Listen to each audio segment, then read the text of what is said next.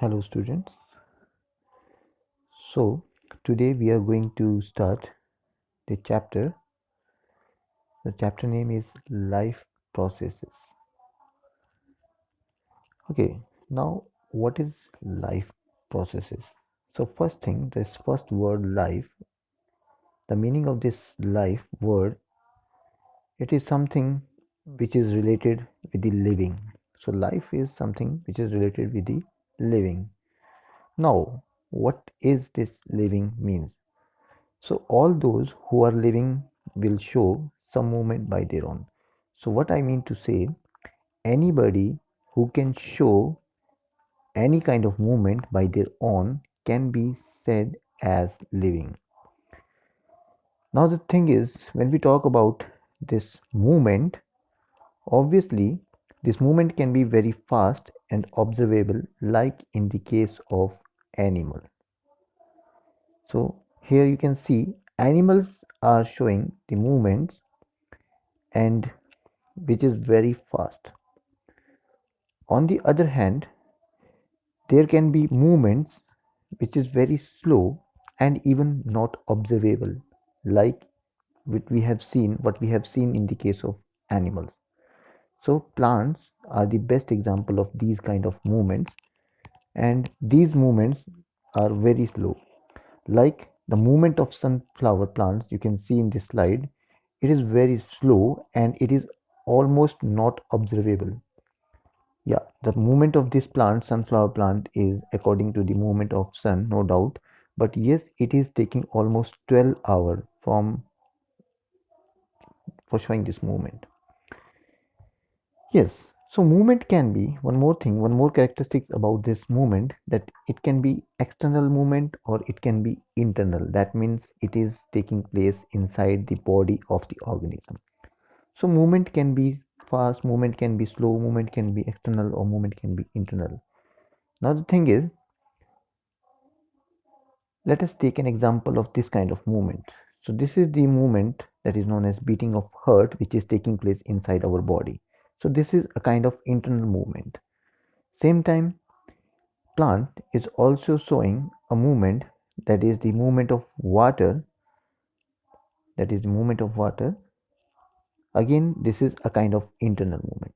So what I mean to say is movements that is shown by living organism can be external, can be internal, can be fast, or can be very slow, which is almost unnoticeable, I would say. Okay, so living organisms always having such type of movements, that is externally or internally. And the thing is, it is not in the case of non-livings. So living organisms are going to show these kind of movements, but non-livings like this table, it is not moving at all by its own, so it is non-living. Okay, now moving ahead. For being live, organisms always have to perform some basic function inside their body. Now these basic functions are known as life processes. So if the organism is not performing these kind of, what we can say, processes or functions, so it cannot continue its life. So what are these processes, what are these basic functions which are going inside the body of any organism?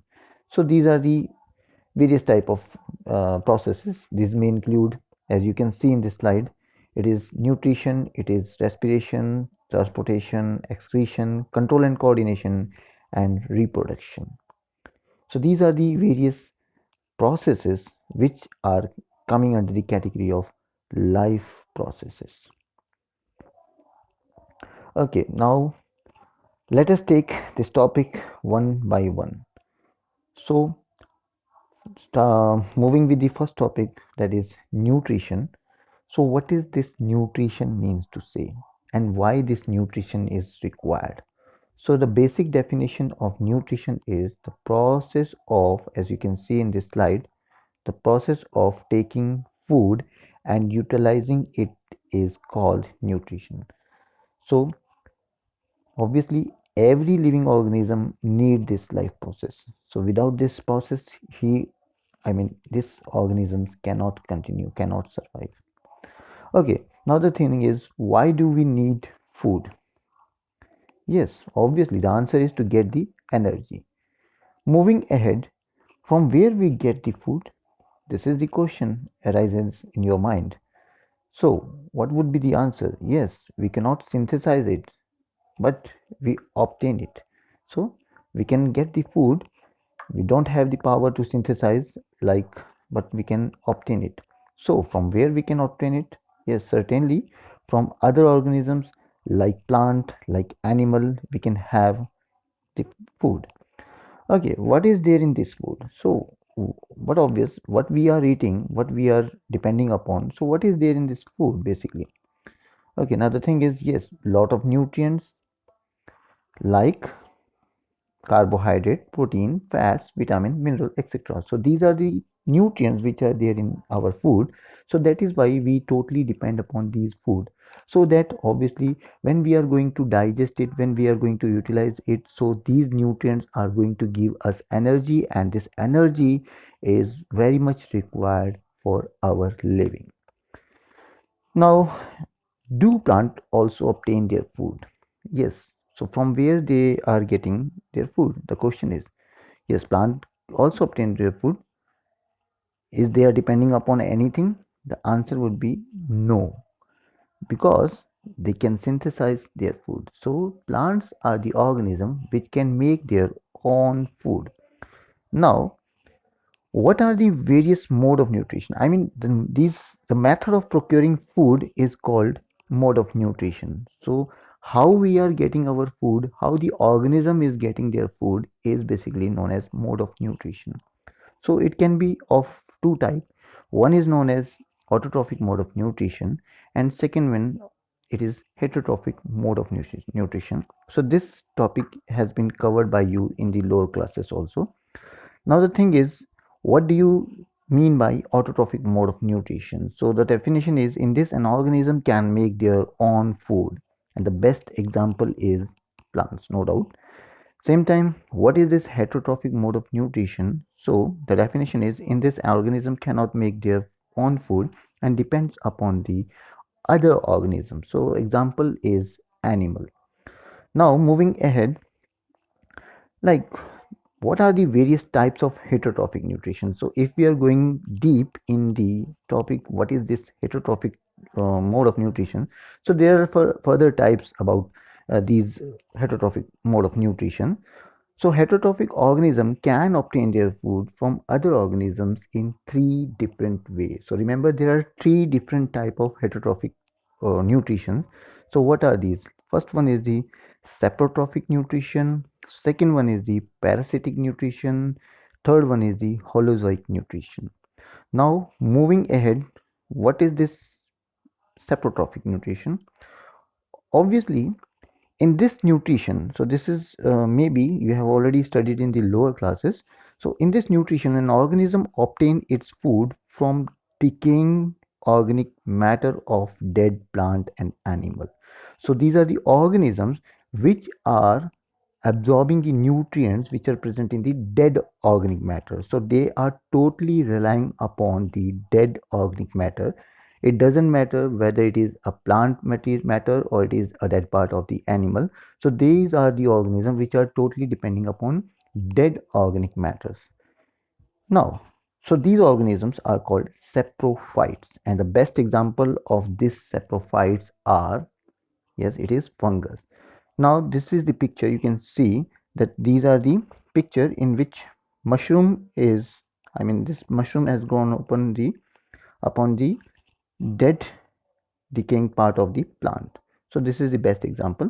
Now moving, what is parasitic nutrition?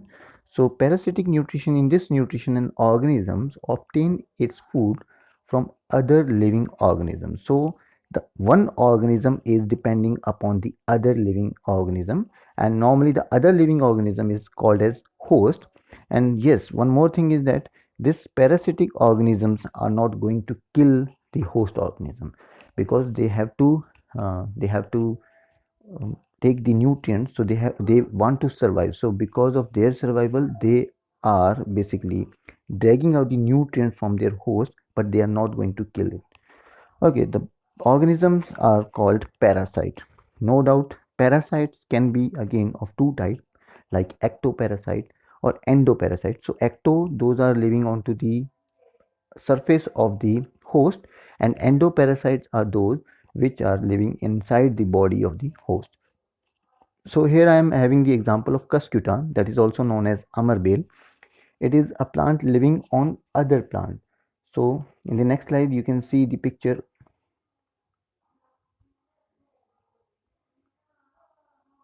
Yes, so this is the picture of cuscuta. So you can see this is the yellow tube-like thread-like structure which is over present over the other plants. So these cuscuta is basically depending upon the nutrients developed by or produced by the host plant. Same time we are having the examples of roundworm, tapeworm, which are living inside the human body.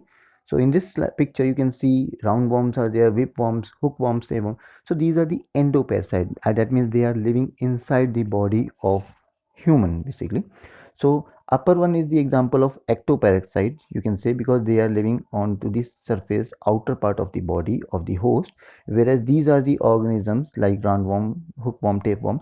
These are the organism or parasite which are living inside the body of the host. So they are called as endoparasite. Okay, now moving on to the third type of the nutrition, that is holozoic nutrition. So what is this holozoic? In this nutrition, an organism take the complex organic food material into its body and then digest it to get absorbed into body cells. So what it means to say holozoic nutrition, I mean these are the organisms, or it is a type of nutrition in which organisms feeds upon the complex organic food material. So these complex organic food material can be of solid state.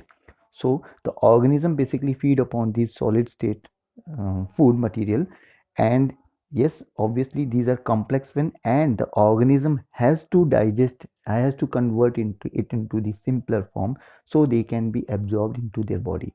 So the best example of these type of organisms which are showing holozoic nutrition is human beings. So we are feeding upon the solid food particles, and obviously we have to make it digest, and yes, ultimately we have to absorb the nutrient part. So the best example is ourselves, and no doubt animals like lion, cat, dog, frog, fish, etc. are also under this category.